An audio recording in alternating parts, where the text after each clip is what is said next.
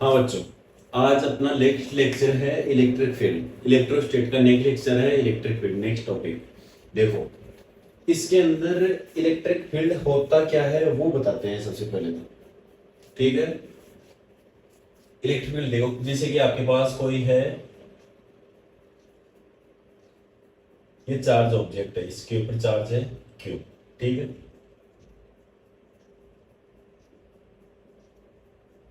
इसके ऊपर चार्ज है क्यू, चार्ज ऑब्जेक्ट है। इस चार्ज ऑब्जेक्ट के पास में इलेक्ट्रिक फील्ड होगा। अभी मैं इसकी कोई डायरेक्शन नहीं बता रहा कैसे होगा, जैसे कि मानो ये इलेक्ट्रिक फील्ड है इसका,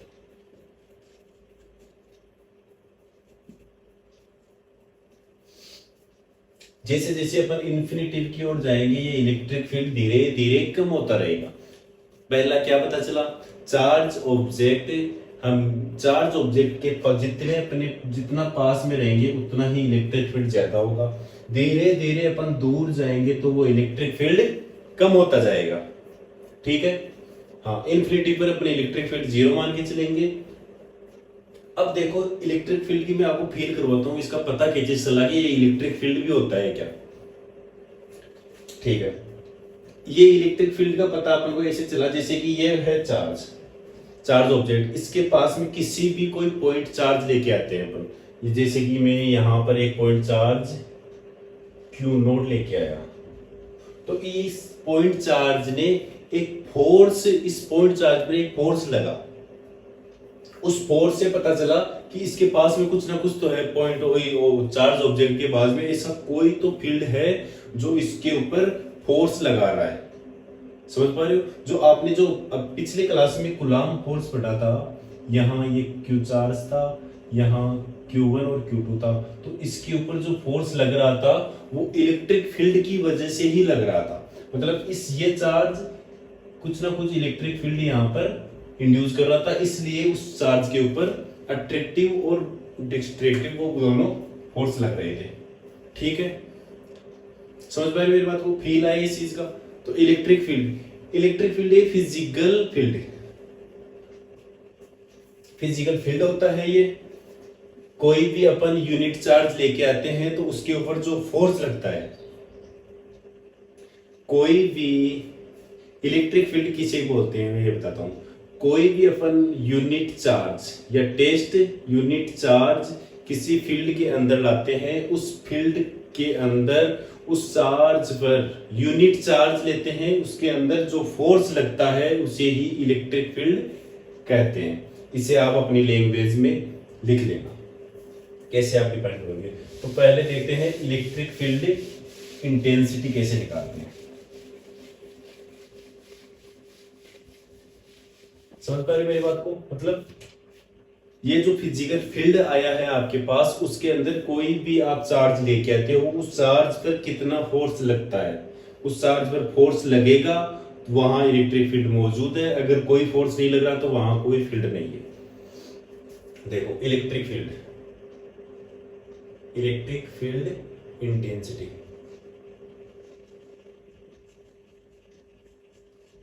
इसको इससे डिनोट करते हैं। ठीक है, अभी मैंने क्या बताया था, इलेक्ट्रिक फील्ड क्या होता है,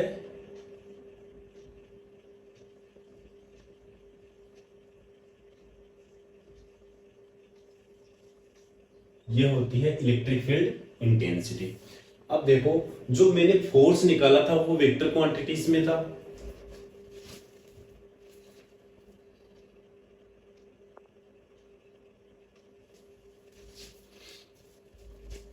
इलेक्ट्रिक फील्ड इंटेंसिटी है ये। जो मैंने अभी फोर्स निकाला था, जो पिछले कूलाम फोर्स आया था, वो वेक्टर क्वांटिटीज था। इलेक्ट्रिक फील्ड भी वेक्टर क्वांटिटीज होगा, मतलब इसकी इलेक्ट्रिक फील्ड की कोई ना कोई डायरेक्शन होती है। ठीक है, अब देखो, फोर्स में आप जो भी, जैसे कोई इलेक्ट्रिक फील्ड है उसके अंदर आप क्यू पॉइंट चार्ज लेके आते हो, तो उसके ऊपर जो फोर्स लगता है उसे ही मैं इलेक्ट्रिक फील्ड बताया। देखो, ये है फोर्स, ये जो आप पॉइंट चार्ज उस इलेक्ट्रिक फील्ड में लेके आए हो उसका डिवाइड करोगे, तो जहां अगर ये पॉइंट चार्ज जिस इलेक्ट्रिक फील्ड में आप लाए हो उसके ऊपर जो फोर्स निकला, उस फोर्स को कैलकुलेट करोगे, फिर जो इलेक्ट्रिक चार्ज की जो कूलाम में कितना है, 1 कूलाम है, 2 कूलाम है, 3 कूलाम है, उससे आप डिवाइड कर दोगे, इलेक्ट्रिक फील्ड की इंटेंसिटी आ जाएगी। अब देखो इस वाले फॉर्मूले से यहां से इसकी यूनिट क्या है, फोर्स की यूनिट न्यूटन, आवेश की यूनिट कूलाम, न्यूटन पर कूलाम, यह है इसकी यूनिट इलेक्ट्रिक फील्ड की। एक यूनिट आती है और वोल्ट पर मीटर। ये यूनिट कहां से आई, ये आगे वाली करंट वाले चैप्टर में आप पढ़ लोगे। तो अभी यहां पर आपके पास न्यूटन पर कूलाम ये वाली यूनिट आ गई, फोर्स की यूनिट न्यूटन, क्यू की कूलाम। ठीक है, इलेक्ट्रिक फील्ड की मैंने इंटेंसिटी आपको निकालना बता दी है। अब देखो मैं आपको इस चीज को फील करवाता हूं कि इलेक्ट्रिक फील्ड एक्चुअल में काम में कैसे करती है। इलेक्ट्रिक फील्ड की डायरेक्शन माना, ये आपके पास एक इलेक्ट्रिक फील्ड है, इस डायरेक्शन में आपके पास इलेक्ट्रिक फील्ड है। अब किसी इलेक्ट्रिक फील्ड के अंदर आप कोई भी चार्ज ऑब्जेक्ट लेके आते हो तो उस इलेक्ट्रिक फील्ड की वजह से उस चार्ज ऑब्जेक्ट के ऊपर फोर्स लगेगा, ये मैंने आपको बताया अभी। तो वो फोर्स किस डायरेक्शन में लगेगा ये आपको बताना होगा। जैसे कि माना इलेक्ट्रिक फील्ड की डायरेक्शन है ये, यहां पर मैंने कोई पॉइंट चार्ज ले लिया क्यू, तो अब इस चीज को आपको ध्यान रखना है, जो आपने चार्ज लिया है वो पॉजिटिव है या नेगेटिव। अगर वो चार्ज पॉजिटिव है तो उसके ऊपर फोर्स इस डायरेक्शन में लगेगा। ये कौन सी डायरेक्शन है, ये आपकी डायरेक्शन है इलेक्ट्रिक फील्ड की डायरेक्शन। ये नहीं कि इलेक्ट्रिक फील्ड की डायरेक्शन ये है और आप फोर्स इस डायरेक्शन में लगा रहे हो। अगर चार्ज पॉजिटिव है तो उसके ऊपर फोर्स लगेगा इलेक्ट्रिक फील्ड की डायरेक्शन में और क्यू ई लगेगा। अब ये देखो क्यू ई कहां से आया, आप देखो यहां पर इस वाले फॉर्मूले में आपने E equal to F by Q लगा रखा है। ठीक है, तो इसको आप इधर मल्टीप्लाई किया तो F इक्वल टू क्यू आ गया। ठीक है, समझ पा रहे हो। हाँ, अगर यहां पर नेगेटिव चार्ज हो जाता, नेगेटिव चार्ज होता, जैसे कि यहां पर मैंने नेगेटिव क्यू मान लिया, नेगेटिव चार्ज होता तो ये इलेक्ट्रिक फील्ड के अपोजिट डायरेक्शन में क्यू फोर्स लगा था। पॉजिटिव और नेगेटिव केवल डायरेक्शन बताएगा फोर्स की, और मैग्नीट्यूड इनटू इलेक्ट्रिक फील्ड की इंटेंसिटी क्या बताएंगे आपको कि इसके ऊपर कितना फोर्स लगा। और अगर पॉजिटिव चार्ज है तो इलेक्ट्रिक फील्ड के अलोंग होगा, अगर नेगेटिव चार्ज है तो इलेक्ट्रिक फील्ड के अपोजिट डायरेक्शन में फोर्स लगेगा। ठीक है, आपका ये भी हो गया। अब देखो जैसे कि इलेक्ट्रिक फील्ड को मैं इस डायरेक्शन में ले लेता हूं, यहां कोई पॉइंट चार्ज है तो जाहिर सी बात है इसी डायरेक्शन में क्यू लगेगा। हाँ, इन जनरल अपन देसी भाषा में बोले तो कैसे फोर्स लगेगा, अगर इलेक्ट्रिक फील्ड इस डायरेक्शन में है तो इलेक्ट्रिक फील्ड के पास अगर पॉजिटिव है, चार्ज अगर पॉजिटिव है तो इलेक्ट्रिक फील्ड अपने साथ उस चार्ज को आगे ले जाएगी। ठीक है, अपने साथ उसको आगे ले जाएगी। अगर चार्ज नेगेटिव है तो उसको पीछे की साइड में धकेल देगी। देखो, अगर अब मैं इस चार्ज का कोई मास मान लूं, चार्ज है Q और मास है M, तो देखो इसके ऊपर क्या फोर्स लग रही है। यहां पर मैं ग्रेविटेशन को नहीं लेके चल रहा हूं, एक बार force F equal to Q E, force होता है M A into Q E, तो ए इक्वल टू हो गया क्यू ई बाई एम। ठीक है, समझ पा रहे हो मेरी बात को। इसका मैंने एक्सेलरेशन निकाल दिया है यहां पर। अगर कोई भी पॉइंट चार्ज Q, उसका मास है m, कोई इलेक्ट्रिक फील्ड में रखा हुआ है तो उसका एक्सेलरेशन होगा ये। अब मैं इसमें क्वेश्चन आपको पूछ सकता हूं कि t टाइम के बाद में उसकी वेलोसिटी बताओ, तो टी टाइम के बाद में इसकी वेलोसिटी आएगी v बराबर u प्लस 80। तो v equal to u plus एक की वैल्यू है q e by m into T, ये है 0। तो इसकी वेलोसिटी होगी q e by m into T. ठीक है, ये हो गया आपकी इलेक्ट्रिक फील्ड की इंटेंसिटी।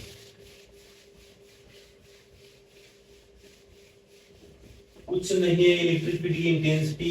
इंटेंसिटी के लिए आपको क्या बताना होगा, जो भी आपके पास फोर्स आया है उसके अंदर उस जिस पॉइंट पे आपका फोर्स लगा है उस आवेश को डिवाइड कर दो उस फोर्स में, आपका इलेक्ट्रिक फील्ड की इंटेंसिटी आ जाएगी।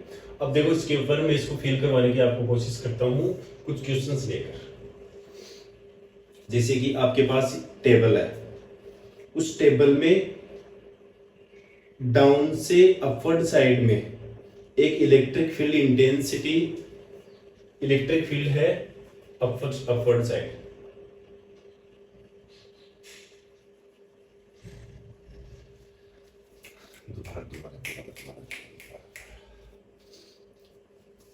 हाँ, अब देखो मैं आपको इलेक्ट्रिक फील्ड की फील करवाता हूं कि इलेक्ट्रिक फील्ड अपन क्वेश्चंस में कैसे यूज में लेते हैं। देखो जैसे आपके पास एक टेबल है, उस टेबल पर ऊपर की साइड में एक इलेक्ट्रिक फील्ड है E। यहां पर तो मैं केवल प्लेन में दिखा रहा हूं आपको, लेकिन ये इलेक्ट्रिक फील्ड है। जैसे कि कोई ये है आपका डस्टर, इस डस्टर में इलेक्ट्रिक फील्ड निकल रहा है पूरा, ठीक है, एक पूरे प्लेन में निकल रहा है। समझ पा रहे हो मेरी बात को, इलेक्ट्रिक फील्ड निकल रहा है। अब एक मैं पॉइंट चार्ज ले लेता हूँ, इलेक्ट्रिक फील्ड थोड़ा सा बड़ा ले लेता हूँ, ठीक है। अब एक पॉइंट चार्ज लेते हैं अपन, उस पॉइंट चार्ज का मास है m और चार्ज है q, ठीक है। यहां पर एक पॉइंट चार्ज ले लिया q और m। अब ये पॉइंट चार्ज यहां पर इक्विलिब्रियम में है, तो इस इलेक्ट्रिक फील्ड की इंटेंसिटी आपको बतानी है। Calculate the electric field intensity if charge are in equilibrium. समझ पा रहे हो क्वेश्चन में बोल क्या रहा है? क्वेश्चन में ये बोल रहा है कि आपकी टेबल से इलेक्ट्रिक फील्ड निकल रहा है ऊपर की साइड में, आप उस टेबल को बिना टच किए हुए उस इलेक्ट्रिक फील्ड में कोई आपने पॉइंट चार्ज रख दिया है, जैसे कि टेबल की किसी एच हाइट के ऊपर आपने वो पॉइंट चार्ज रख दिया, तो वो पॉइंट चार्ज है ना उसी जगह पर रहेगा जहां आप उसको छोड़ोगे, नहीं तो नीचे जाएगा नहीं ऊपर जाएगा। तो इसके लिए आपको क्या होगा, ये देखो इस पॉइंट चार्ज का जाहिर सी बात है कुछ ना कुछ mg लगेगा, ठीक है, mg मैंने लगा दिया है। अब देखो यहां अगर केवल mg लगेगा तो ये पॉइंट चार्ज नीचे आएगा, लेकिन इसको बैलेंस कौन करेगा, QE। अगर QE और mg दोनों बराबर हो जाए, QE और mg दोनों बराबर हो जाए तो क्या ये इक्विलिब्रियम पोजीशन में आएगा, ठीक है। तो मैं यहां पर QE इक्वल टू mg कर दिया, E equal to mg by Q कर दिया, ठीक है। इलेक्ट्रिक फील्ड अपन अगर इस मैग्नीट्यूड का लेंगे mg बाई Q तो वो चार्ज इक्विलिब्रियम में होगा। अगर इस मैग्नीट्यूड से इलेक्ट्रिक फील्ड अपन ज्यादा लेंगे तो वो चार्ज धीरे धीरे ऊपर की ओर गति करता रहेगा। अगर इस मैग्नीट्यूड से अगर अपन चार्ज को इलेक्ट्रिक फील्ड इंटेंसिटी को कम लेंगे तो वो धीरे धीरे टेबल के ऊपर आकर टच हो जाएगा। समझ पा रहे हो मेरी बात को, ठीक है। अब देखो इसके अंदर एक नेक्स्ट प्रॉब्लम और लेके चलते हैं अपन। हाँ, ये है प्रॉब्लम मैकेनिक्स प्लस आपकी इलेक्ट्रोस्टेट, दोनों होंगे इसमें कवर। मैं इसमें आपके पास 3 केस लेके चलूंगा। ये है चार्ज Q और N, ठीक है। केस नंबर फर्स्ट, इसका टेंशन आपको बताना है यहां पर, ठीक है, टेंशन बताना है। तो केस नंबर फर्स्ट देखो, इस पॉइंट के लिए टेंशन टेंशन बताने के लिए आपको ये आएगा mg, ऊपर आएगा टेंशन। तो इसका टेंशन इस वाले केस के लिए आ गया T इक्वल टू mg। ठीक है, कोई दिक्कत वाली बात नहीं है यहां तक। अब अपन इसमें एक इलेक्ट्रिक फील्ड अप्लाई करते हैं सेकंड केस में। अब मैंने इसमें इलेक्ट्रिक फील्ड अप्लाई कर दिया अपवर्ड साइड में, ठीक है। ये मैंने इसमें इलेक्ट्रिक फील्ड अप्लाई कर दिया ई इलेक्ट्रिक फील्ड अप्लाई कर दिया मैंने। अब टेंशन बताओ इस स्ट्रेंथ के अंदर, ये जो स्ट्रेंथ है इसके अंदर आपको टेंशन बताना है। फिर से कुछ नहीं करना, सेम जो पीछे वाली प्रॉब्लम है उसमें मैंने उसको किसी से जोड़ा नहीं था, इसमें आप इसको जोड़ोगे तो बाद में इक्विलिब्रियम में ले आओगे। तो केस नंबर सेकंड,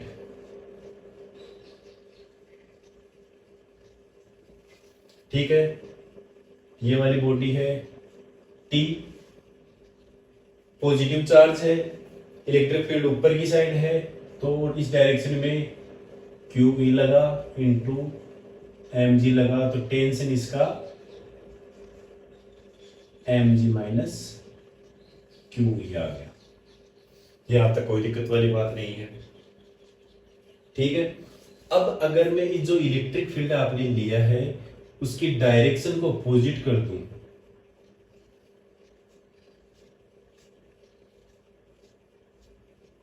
इसकी डायरेक्शन को अपोजिट कर दूं, तो क्या इसमें टेंशन बढ़ेगा?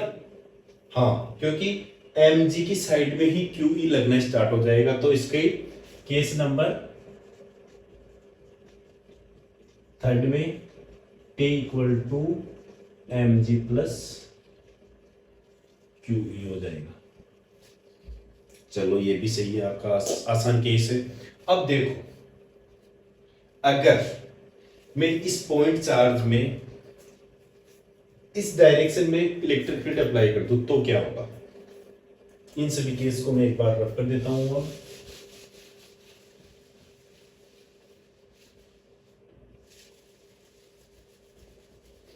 मैं अपना चैप्टर स्टार्ट हुआ है। अब देखो, मैंने इलेक्ट्रिक फील्ड इस डायरेक्शन में अप्लाई कर दिया है, ठीक है। तो क्या होगा, ये पार्टिकल इस पार्टिकल के इधर QE लगेगा, ठीक है।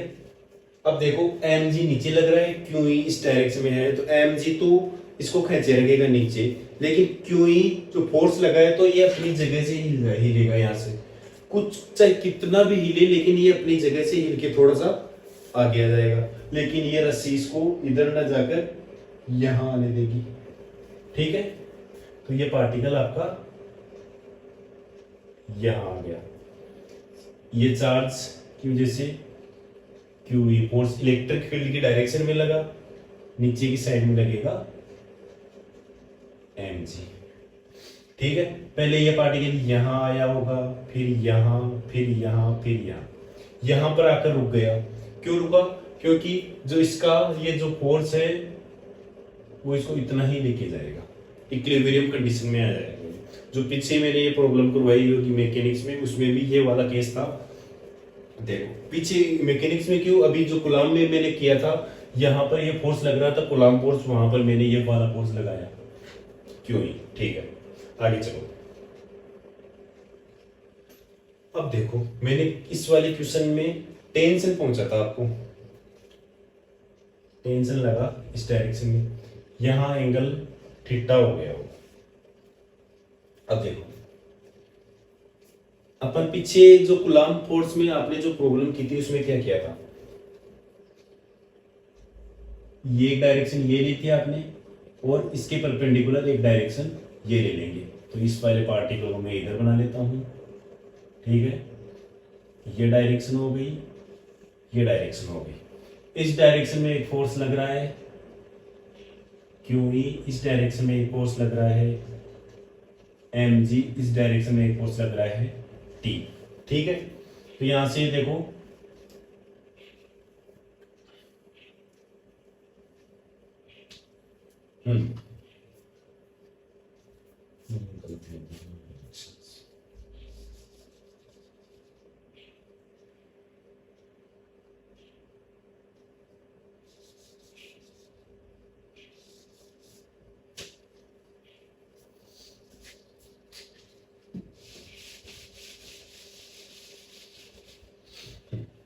अब देखो, अब अपन इस पार्टिकल को इक्विलिब्रियम में लाएंगे, तो इसके लिए मैं एक पार्टिकल बना लेता हूँ, ये इधर देखो, इसके ऊपर मैंने ये टेंशन लगा दिया, इधर इस साइड में इसका QE लगा दिया, इस डायरेक्शन में इसका mg लगा दिया। ठीक है, अब यहां तक देखो कोई दिक्कत वाली बात है नहीं। अब आगे चलते हैं, ये इक्विलिब्रियम में कैसे आएगा। इक्विलिब्रियम में आने के लिए यहाँ पर जो mg है इसको कोई ना कोई फोर्स इधर बैलेंस करेगा, तभी ये यहाँ इक्विलिब्रियम में होगा। तो यहाँ का ये जो एंगल है थीटा है, ठीक है, इस वाले थीटा से, तो इसका ये कंपोनेंट आ गया t cos थीटा। अब इस QE को कौन बैलेंस करेगा, इसका ये वाला कंपोनेंट t sin थीटा। तो क्या आ गया, t cos theta equal to mg t sin theta equal to QE। अब देखो आपके पास फर्स्ट इक्वेशन, सेकेंड इक्वेशन, यहां पर 2 इक्वेशंस है एंड 2 वेरिएबल्स है। क्या क्या है, क्या 2 अननोन है, एक तो टेंशन, एक है थीटा। तो आपके पास 2 इक्वेशन हो और 2 ही अननोन हो, तो आप उन दोनों इक्वेशंस को सॉल्व करके आपका आंसर निकाल सकते हो। पहले तो इसको इसमें डिवाइड करेंगे, तो आपके पास टेन थीटा आएगा, टेन थीटा से आप थीटा निकालोगे, जो थीटा आया वो इसमें पुट आउट कर दोगे, तो आपके पास ये टेन से निकल जाएगा। ठीक है, केस नंबर 4 हो गया ये।